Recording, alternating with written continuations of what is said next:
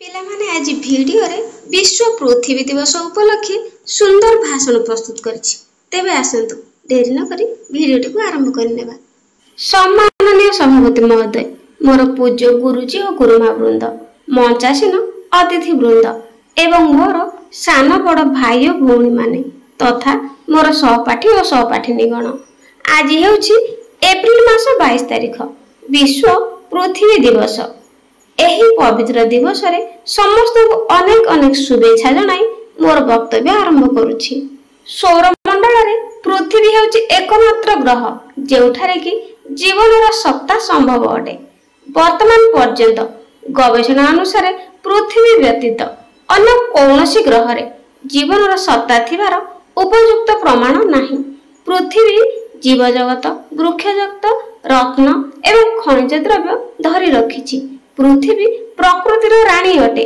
पृथ्वी बिना जीव जगतर सत्ता असंभव अटे। एणु तार संरक्षण फल सबकिछि संरक्षित होइथाय।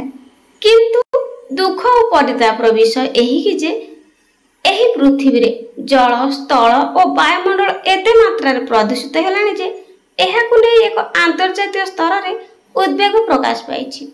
जदि वर्तमान ठारू आमे माने सचेतनता न हेबा तेबे एहार परिणाम केते जे भयंकर हेबो ताहा केही कहि परिबे नाही।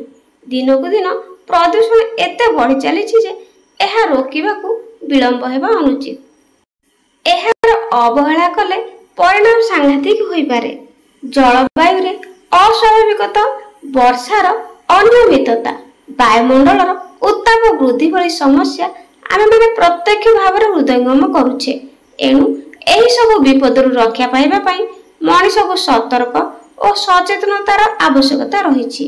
वृक्षरोपण उपरे गुरुत्व देवा उचित।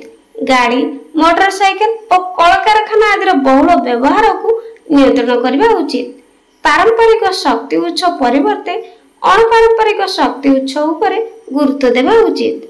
रासायनिक सार और पोकमरा औषधर बहुल व्यवहार को नियंत्रण करने उचित। मनुष्य निजर सुख और भोगविलास प्रकृति उपरे नानाविध अत्याचार कर चली, जहा फल ए सुंदर सबुजिमारे भरपूर पृथ्वी प्रदूषित होगा सहित ध्वंसाभिमुख आड़क ठेली हो जाउछि। एठारे समग्र मनुष्य को सचेतनता कराई कहबी जे बेल थाउ बंध बांधरे कुमर, पुरी थाउ सरोवर, पानी सुखी गले मीन मरी जीव, पिंड हेबो नार खार।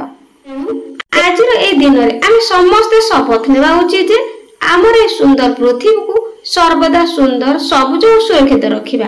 आमे एपरि कर्म करिबा जहा द्वारा आमे निजे सुरक्षित रहिबा सहित आम पृथ्वी को सुरक्षित रखिबा एवं आमर आगामी पीढ़ी को मध्य सुरक्षित रखिबारे सहाय्य करिबा।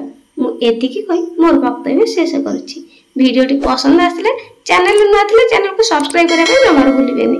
आज पई रहउछि, धन्यवाद।